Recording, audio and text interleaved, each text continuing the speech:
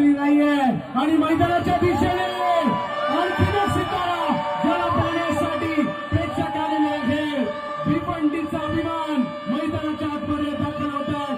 गोरसई या छोट्याशा गावाचं नाव संपूर्ण जगात करणारा हा जगद्विख्यात भावेश पवार मैदानात दाखल होत आहे।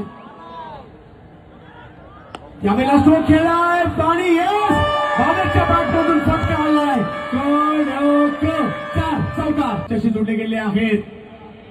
रिवर्स यावेळेला रिवर्स भावेश पवारची पॉवर आणि याही बॉलला सीमारेषा पलीकडे पाठवलाय।